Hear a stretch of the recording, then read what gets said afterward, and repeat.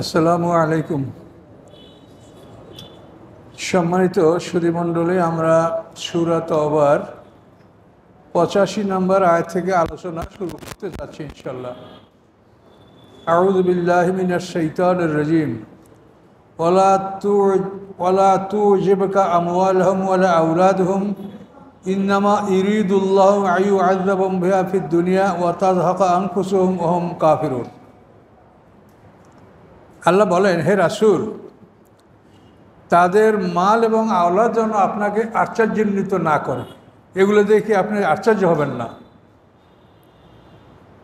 কারণ আল্লাহ বলছেন,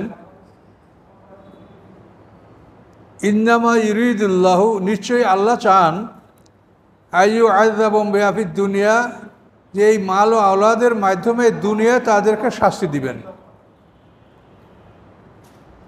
ওয়া তাযহাকা আনফুসুহুম ওয়া হুম কাফিরুন, এবং তাদের জীবন চলে যাবে কাফের অবস্থায়। তো এই মাল ও আওলাদ দ্বারা আল্লাহ দুনিয়ায় তাদেরকে শাস্তি দিবে। এটা আপনারা একটু গভীরভাবে তাকালেই দেখবেন, বহু লোক কিন্তু সমাজে মাল এবং আওলাদ দ্বারা শাস্তি পাচ্ছে। মাল এবং আওলাদ দুটো দ্বারাই বহু মানুষ সমাজে শাস্তি ভোগ করছে। কিন্তু এটা আপনারা সমাজে একটু তাকালেই দেখতে পারেন। পিতামাতার উপর অত্যাচার, বৃদ্ধ বয়সে পিতামাতাকে বৃদ্ধাশ্রমে পাঠিয়ে দেওয়া, ছেলেপেলেরা দালান কোঠা করে বসবাস করছে, মা বিধবা হয়ে একটা সন্তান নিয়ে সন্তানের মুখের দিকে তাকাই বড় হয়েছে, সন্তান বড় হওয়ার পরে মাকে বাড়ি থেকে তাড়াই দিছে। এগুলি তো অহরহ আপনারা দেখতে পাচ্ছেন। তা আল্লাহ বলেন, হে রাসূল, যারা কাফের তাদের মাল আওলাদ দেখে আপনি আশ্চর্যান্বিত হবেন না। আল্লাহ চাচ্ছেন যে এগুলি দ্বারা তাদেরকে আল্লাহ দুনিয়ায় শাস্তি দেবেন এবং কাফের অবস্থায় তাদের জীবন চলে যাবে। কাজে এই জন্য মালকে আল্লাহর বিধান অনুযায়ী ব্যবহার করেন, সন্তানদেরকে নিয়মিত প্রশিক্ষণ দান করেন। আল্লাহ রাসূল বলছেন, 7 বছর বয়সে তুমি সন্তানদেরকে নামাজে আদেশ দাও, 10 বছর বয়সে নামাজ না পড়লে তাদেরকে লঘু শাস্তি দাও। এভাবে যে বিধানগুলি বলা হয়েছে, অনেকে জিজ্ঞাসা করেন যে নামাজ ফরজ হয় কখন, বালেগ হইলে, বালেগ হয় কখন, কে কখন বালেগ হয় এটা কে বলতে পারবে? এই জন্য আমি বলছি যে বালেগ হয় কখন এইটা চিন্তা না করে রাসূলের কথাটা শুনেন। তিনি বলছেন যে 7 বছর থেকে তুমি তাকে নামাজ পড়ার আদেশ দাও, 10 বছরের নামাজের জন্য তুমি যাবতীয় চেষ্টা, প্রয়োজনদের শাস্তি। তাহলে সে বালেগ কখন হয় আর আপনার জানতে হবে না। তো এগুলি কিন্তু আল্লাহ রসুলের কথার দিকে তাকাইলে কিন্তু বিষয়টা আমার জন্য সহজ হয়ে যাচ্ছে। মুরু আওলাদাকুম বিসসালাতি ওয়া আবনাউ সাবআ সিনিনা ওয়া ইযা বালাগু আশরাতিনা ফাদরিবুহুম, এভাবে আল্লাহ রসুল বলেছেন। তো সম্মানিত সুধী, আমাদের মাল ও আওলাদ যেন দুনিয়ায় আমাদের শাস্তির কারণ না হয় এবং আখিরাতে শাস্তির কারণ না হয়, এই জন্য এটাকে নিয়মিতভাবে মাল ও আওলাদ আল্লাহ যেভাবে ব্যয় করতে বলেছেন, জাকাত দিবেন, তারপর আপনার যত সম্পদ থাকে এটা আপনার জন্য বৈধ। আপনি ভালো খাবেন, ভালো পোশাক পরবেন, কিছুই নিষেধ নাই। আপনি ইসরাফ বা অপব্যয় করবেন না। এগুলি সব কোরআনে বলা আছে। সূরা আরাফে দেখেন, ভালো পোশাক, ভালো খাবার, আল্লাহ বলছেন, কে হারাম করেছে তোমাকে? তুমি ভালো পোশাক পরো, ভালো খাও, তুমি ইসরাফ করো না, অপব্যয় তুমি করবে না। মালের হক আদায় করো, তারপর সম্পদ তোমার, তুমি যা ইচ্ছো তাই ব্যয় করো, কোনো আপত্তি নেই। এবং সন্তানদেরকে সুশিক্ষা দেওয়া পিতামাতার উপরে ফরজ। কোনো পিতামাতা যদি সন্তানকে এই শিক্ষা না দেয়, তো ওই সন্তান যখন বালেগ হবে তখন তার নিজের উপরে ইলম শিক্ষা করা ফরজ। কথাটা বলতেন কি না? এই যে আপনার এখানে ভালো মানুষ বসে আছেন, অনেকে গেছে, আপনারা তো আছেন, তো অনেকের পিতামাতা এমন যে সন্তানকে সে ইলম শিক্ষা দেয়নি, এটা তার অপরাধ। এজন্য সে আল্লাহর কাছে জবাবদিহি তাকে করতে হবে। কিন্তু বালেগ হওয়ার পরে আপনার নিজ দায়িত্বে ইলম শিক্ষা করা ফরজ, এটা আপনাকে জেনে নিতে হবে। এটা বাপমার উপরেই ছেড়ে দিলে হবে না চিরদিন। তো এটা কোরআনে আল্লাহ আমাদেরকে সতর্ক করে দিয়েছেন যে আমরা যেন এভাবে মাল ও আওলাদ আমাদের জন্য কষ্টের বিষয় না হয়, আমরা যেন মাল ও আওলাদ দ্বারা কষ্ট না পাই, বরং এগুলি যেন আমাদের রহমত হয়, দয়া হয়, আল্লাহর করুণা হয়, অনুগ্রহ হয়। এভাবে আমাদের কাজ করতে হবে। ওয়াইজা উনজিলা সূরাতুন আন আমিনু বিল্লাহি ওয়া জাহিদু মা রাসূলিহি ইস্তাআযানাকা উলুত তাওলি মিনহুম ওয়াকালু যারনা নাকুম মাল কয়দিন। আল্লাহ বলেন, যখন নাজল হয় কোনো সূরা এই বলে যে আমিনু বিল্লাহ, তোমরা আল্লাহর প্রতি ঈমান আনো, ওয়া জাহিদু মা রাসূলের সাথে যুদ্ধে অংশগ্রহণ করো, ইস্তাযানাকা উলুত তাওলি মিনহুম, তাদের মধ্যে যারা সম্পদশালী তারাই আপনার কাছে অনুমতি চায়। কি বলে তারা? অকালু, তারা বলে জারনা, আমাদেরকে ছেড়ে দেন, নাকুম মাল কায়দিন, বসে থাকাদের সাথে আমরা বসে থাকবো, আমরা যুদ্ধে যেতে পারবো না। ধনীরা সম্পদশালীরা আপনার কাছে এভাবে অনুমতি চায়। তাবুক যুদ্ধে এই ঘটনাগুলো অহরহ ঘটেছে। আর সূরা তওবার মধ্যে বিশেষ করে তাবুক যুদ্ধটাই কিন্তু ব্যাপকভাবে এই সূরায় আলোচনা করা হয়েছে, যেটা আল্লাহ রসুলের জীবনের শেষ যুদ্ধ। এবং সেখানে 30,000 সৈন্য নিয়ে আল্লাহ রসুল সেই তাবুক অঞ্চলে গিয়েছিলেন। সেখানে আল্লাহ রসুল 50 দিন সময় কাটিয়েছেন, যাতায়াতে লেগেছে 1 মাস, 15-30 দিন, আর 20 দিন আল্লাহ রসুল সেখানে অবস্থান করেছিলেন।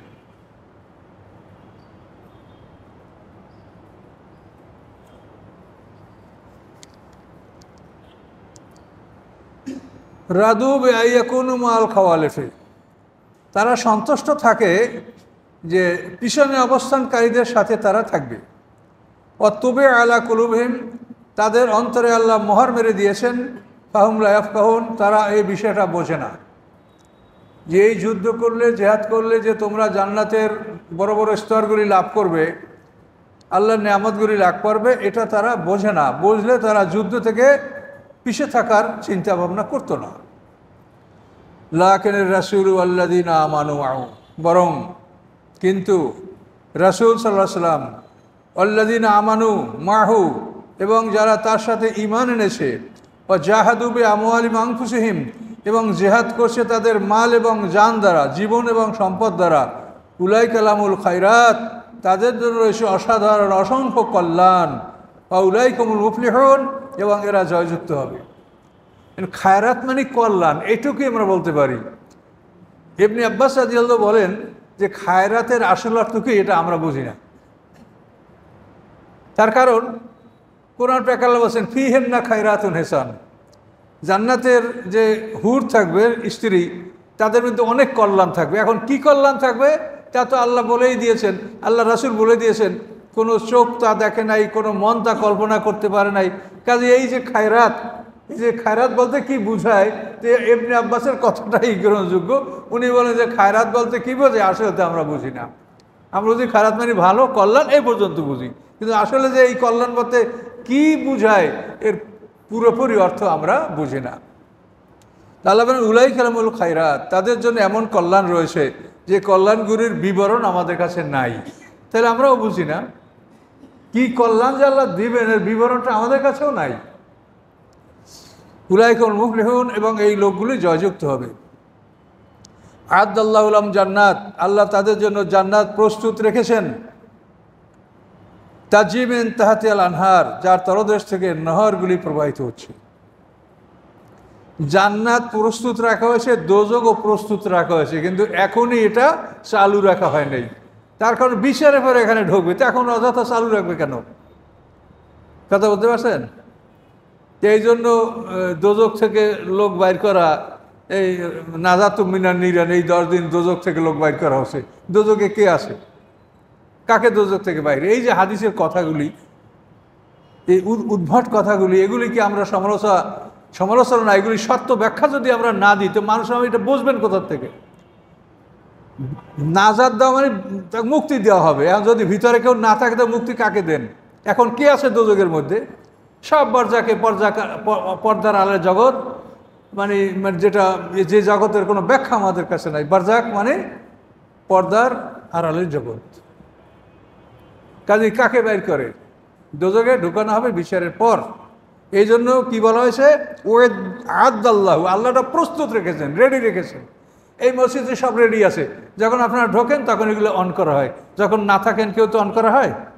তা আল্লাহ তাআলা ওভাবেই বলছে যে জান্নাতটা প্রস্তুত রাখা হয়েছে। এটা এখনই আপনাকে হুরগুলমান বানাইয়া সব কিছু করে এটা ওপেন করা হয় নাই। আর দোজখও আগুন জ্বালাইয়া জ্বালানি দিয়ে এটা এখনই জ্বালিয়ে রাখা হয়নি, প্রস্তুত রাখা হয়েছে। কোরআনের ভাষাটা বুঝতে হবে।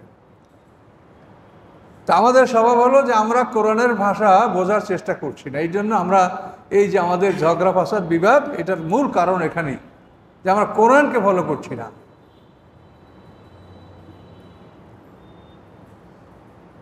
আদাল্লাহুলাম জান্নাতেন তাজিমেন তাহাতেল আনহার, যার তলদেশ থেকে নহর প্রবাহিত, খালিদিন ফিহা, অনন্তকাল তারা থাকবে উহার মধ্যে। জালিকাল ফাউজুল আজিম, এটা সবচাইতে বড় জয়যুক্ততা, এটা হলো মানে সবচাইতে মানে গ্রেট সাকসেসফুলনেস, এর চাইতে বড় কামিয়াবি আর কিছু নাই। আল্লাহ বলেন ওয়াজা আল মুয়াজ্জিরুনা মিনাল আরাব, গ্রাম থেকে ওজোর পেশ করনেওয়ালারা আসলো। মানে আরব হলো যারা গ্রামে বসবাস, মদিনা শহরের বাইরে যারা বসবাস তারা আরব। তো গ্রামে বসবাসকারীরা, ওজোর আপত্তি উত্থাপনকারীরা আসলো। কেন আসলো? লিউজান আলাহুম, তাদেরকে যেন অনুমতি দেওয়া হয়, যুদ্ধে না যাওয়ার যেন অনুমতি দেওয়া হয়। ওয়াকাদ আল্লাযিনা কাযাবুল্লাহ রাসূলুহু, আল্লাহ বলেন বসে থাকলো তারাই যারা আল্লাহ এবং আল্লাহ রসুলকে অস্বীকার করে। তাহলে আল্লাহ এবং আল্লাহ রাসূলকে যারা অস্বীকার করে তারাই ওজোর করার জন্য, ওজোর আপত্তি পেশ করার জন্য আসে। কাজে আল্লাহ এবং রাসূলকে যারা বিশ্বাস করে তারা যুদ্ধে যাওয়ার জন্য প্রস্তুত থাকে। আল্লাহ রসুল বলেছেন হাদিসে যে যুদ্ধের সংবাদ শুনলে সাহাবীরা এত আনন্দিত হতেন যে মনে হয় যেন তারা বিয়ে করতে যাচ্ছেন। বিবাহ করতে গেলে যেন মানুষের মনে আনন্দ থাকে, তো সাহাবীরা জিহাদকে ওইরকম মনে করতেন যে আমরা বিয়ে করতে যাচ্ছি, আমরা এখানে শাহাদাত বরণ করলে আমার জন্য আল্লাহর নিয়ামত উন্মুক্ত রয়েছে। কাজে এর চেয়ে যে বড় নিয়ামত কি আছে? এগুলির ইতিহাস আপনারা যদি পড়েন, এই মাওতার যুদ্ধে 30,000 সৈন্য আল্লাহ রসুল, 30,000 না, মাওতার যুদ্ধের সৈন্য কম ছিল। এই মাওতার যুদ্ধে যখন মুসলমানরা গেল, তো যাওয়ার পরে সেখানে তারা দেখতে পাইল যে খ্রিস্টানরা লক্ষ লক্ষ সৈন্য সমবেত করেছে। এই মাওতাটা হলো হেজাজের উত্তর সীমান্ত আর সিরিয়ার দক্ষিণ সীমান্ত, এই বর্ডার অঞ্চলে কতগুলি রাষ্ট্র ছিল, আজরুয়াত, তারপর মান, তারপরে গাসান, মাওতা, এই সমস্ত জায়গাগুলি দুটো বর্ডারে, মানে এদিকে হেজাজের উত্তর সীমানা আর ওদিকে সিরিয়ার দক্ষিণ সীমানা, এই বর্ডারে এই ছোট ছোট রাষ্ট্রগুলি ছিল। কিন্তু এগুলি অধিকাংশ খ্রিস্টানদের অনুসারী ছিল এবং তাদের দ্বারা নিয়ন্ত্রিত ছিল। এই মাওতার যুদ্ধে যখন সৈন্য আল্লাহ রসুল পাঠালেন, তার আদে আদে ভয়ঙ্কর অবস্থা, যে তারা 2 লক্ষ সৈন্য সমবেত করেছে। তখন সেখানে 3 জন সেনাপতি ছিল। আল্লাহ রসুল বলেছেন যে তোমাদের সেনাপতি হলো যায়েদ ইবনে হারেসা, সে যদি শহীদ হয়ে যায় তোমাদের সেনাপতি হবে জাফর ইবনে আবি তালিব, সে যদি শহীদ হয়ে যায় তোমাদের সেনাপতি হবে আব্দুল্লাহ ইবনে রাওয়াহা। এই বলে সানিয়াতুল বিদায়তে আল্লাহ রসুল তাদেরকে বিদায় করলেন। তো সেইখানে একজন ইহুদি আলেম ছিল, সে বলে যে আপনারা যদি আমার একটা কথা শোনেন তাহলে আমি অনুরোধ করছি আমার কথাটা আপনারা শুনবেন কিনা। বলেন কি? উনি বলেন বনী ইসরাঈলের নবীরা যখন কোনো সৈন্য বিদায় করার সময় একথা বলতো যে অমুক শহীদ হয়ে গেলে অমুক সেনাপতি হবে, সে শহীদ হয়ে গেলে তারপর অমুক সেনাপতি হবে, এইটা বনী ইসরাঈলের নবীরা যখন বলতেন তারা সব শহীদ হয়ে যেত, একটা লোকও ফিরে আসতো না। তো আপনাদের নবী যদি সত্য নবী হয়ে থাকে, তা আপনাদের যে 3টা লোকের নাম উচ্চারণ করলেন আপনারা শহীদ হয়ে যাবেন। কাজে এখনও আপনারা মদিনার সীমানায় আসেন, ইচ্ছা করলে বাড়িঘর থেকে চির বিদায় নিয়ে যেতে পারেন। কিন্তু তখন কেউ বাড়িঘরে বিদায়ের জন্য গেলেন না। এবং যুদ্ধ স্থানে গিয়ে তারা যখন দেখেন যে ভয়ঙ্কর অবস্থা, তখন ওই সেনাপতির আপোষে চিন্তা করছিলেন যে আমরা আল্লাহ রসুলের কাছে খবর পাঠাবো কি না যে আমাদের জন্য সাহায্যকারী সৈন্য আরও পাঠানো হোক।